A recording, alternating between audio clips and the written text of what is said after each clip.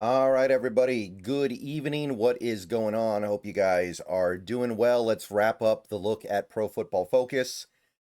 This is going to be the side of the ball that's a little more fun, I think, because this was the side of the ball that really, and I mean really, like historically showed up on Sunday.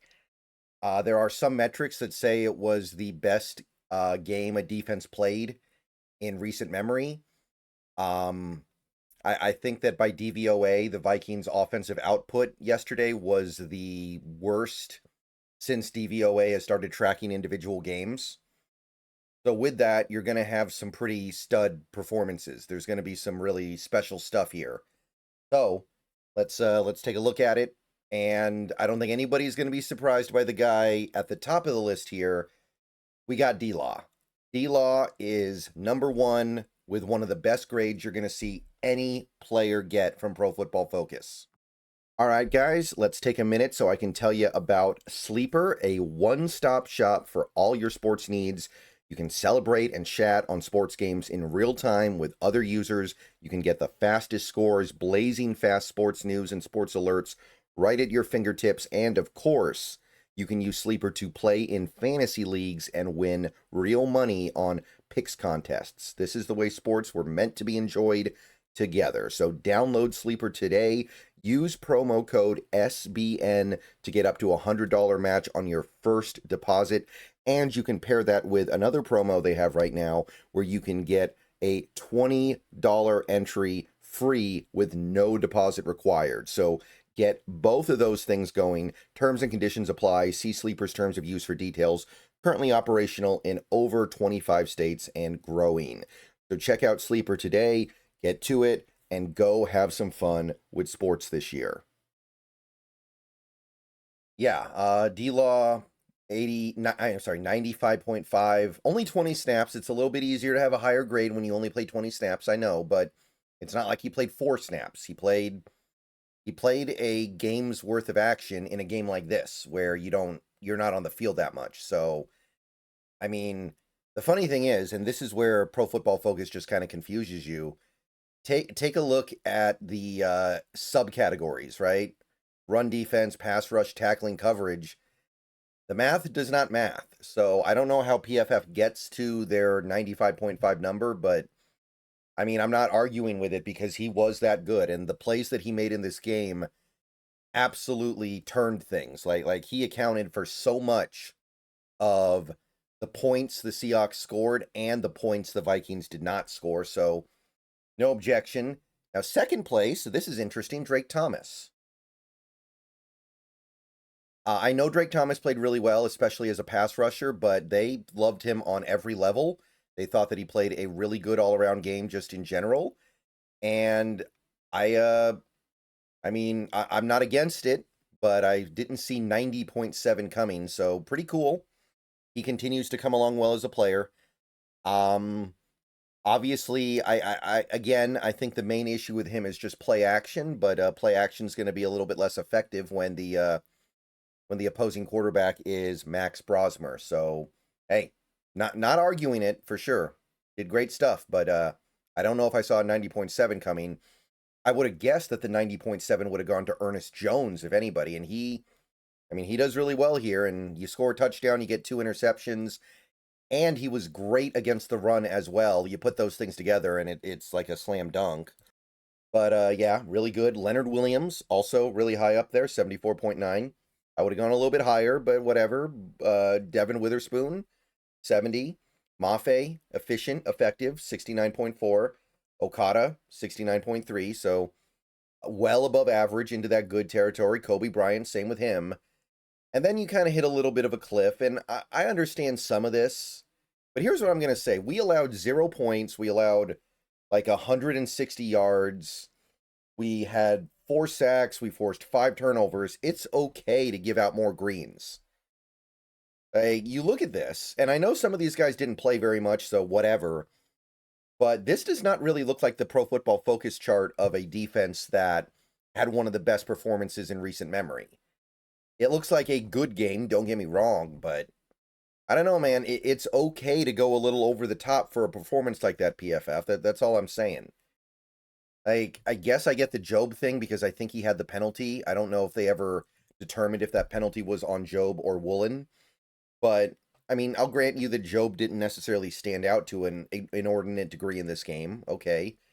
Bell and Pritchett barely played. Nwosu had his sack taken away by a penalty, so I guess I get that. Byron Murphy, though, I don't really know what else he's supposed to do. Don't really know how you give him a 56.4 for no reason. No reason that I can think of. I mean, his run defense grade is really bad, but the Vikings couldn't run the ball at all. In fact, I think they had 0 successful runs that whole game. So I don't get that. Derek Hall, not a great grade. In fact, it's pretty close to bad. I guess I didn't notice him that much, but this seems a little bit over the top to me. Eamon Worry I get because he had the penalty. He gave up some stuff in coverage. Okay, I can kind of get that. But what are we doing here with Reek Woolen? The guy has a great interception. I know he fumbled it, but that doesn't really have anything to do with a... I don't really think that has anything to do with the PFF grade. It certainly shouldn't affect his coverage grade, which is the thing that's really low here. Like, what are we doing here? I thought Woolen played a great game. And then, guys like Bohanna and Peely, if they're this bad, then why couldn't the Vikings run the ball at all? Tyrese Knight and Pat O'Connell barely played, so I don't think anything of that. For whatever reason, I guess Mike Morris was unplayably bad. I didn't notice that watching the game, but okay, sure, whatever. And, I mean, it's not missed tackles this week. This defense had 4 missed tackles the whole game. We barely missed any tackles. We had, what? 1 from Okada, 1 from Kobe Bryant, 1 from Eamon Worry, and 1 from Mike Morris. So, I don't know, man. This is the game where you can be a little bit gluttonous. Like, stack those green grades. A vast majority of this defense must have done their job, or else the game that we had yesterday does not happen. I don't know. It strikes me as this would have been a good week to just go crazy. All right, so moving on from that, though, run defense, you don't see this very often. And shout out to Ernest Jones, because this was not the thing that he was noticed for from yesterday's game. Yesterday's game was all about what he did in coverage with the 2 picks, but 6 run stops. All 6 of his run tackles were stops. Average depth of tackle, 2.5 yards. I mean, you're not beating that, man. That's about as good as it gets. And I can't remember the last time I saw one player with 6 run stops in a game. Really, really good. Drake Thomas also with a couple. Nobody else with more than 1, but part of that was because the Vikings just didn't run the ball that much because they never had the ball. So, good stuff, man. I'm happy. This is the Ernest Jones experience. We are getting the best possible timeline with him. Pass rush, it wasn't great, but again, a big reason why is because the Vikings didn't throw the ball that much, and when they did, a decent amount of the time, they just got it out of Brosmer's hands as fast as possible, so it's hard to get pressure. We still did a lot of good things. The 4 sacks are good. Drake Thomas with 3 pressures, Big Cat with 3, Murphy with 2, D-Law with 2, Boye Mafe with 2, and then a bunch of other guys with 1 pressure each. For some reason, they're not giving Nwosu any credit for the half sack he got with, I think it was Drake Thomas, so I don't know. For some reason, they give the whole sack to Drake Thomas, so I don't know how they determined that, but Drake Thomas is the only guy here who actually has a really good pass rush grade, which, again, I'm just a little bit confused by. I don't know how they get to that conclusion. Especially when you got guys like Eamon Worry and Witherspoon who only rushed the passer a few times and they had a couple pressures as well. But whatever, I'm not going to worry about it too much. I will admit that it wasn't a big monster game for the pass rush. It can't be in those circumstances, really.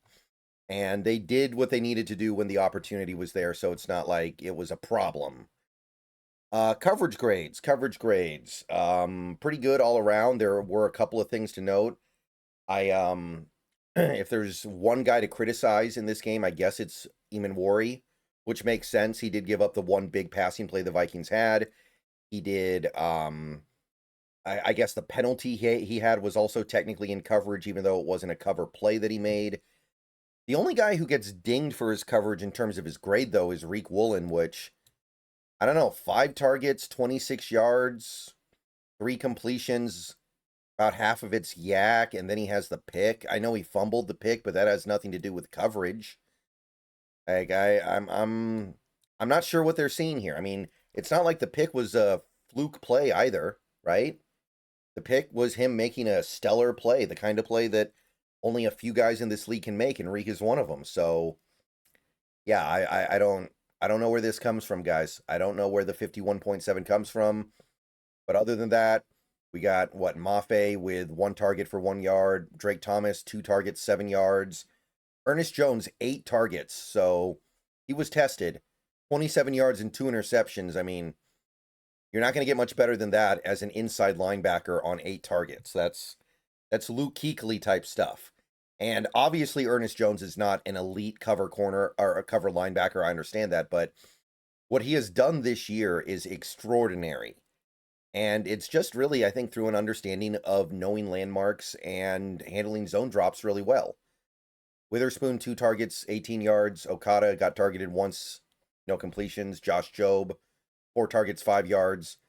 Again, like, I'm not here to, I'm not going to act like Joe played a great game. Again, he had they called the penalty on him. I don't know if it was actually meant to go on him or not, but 4 targets, 5 yards, even with the penalty, which I think was an illegal contact penalty anyway. I mean, really? We're dinging the dude that hard? We're punishing the dude that much? Like, what does he need to do here?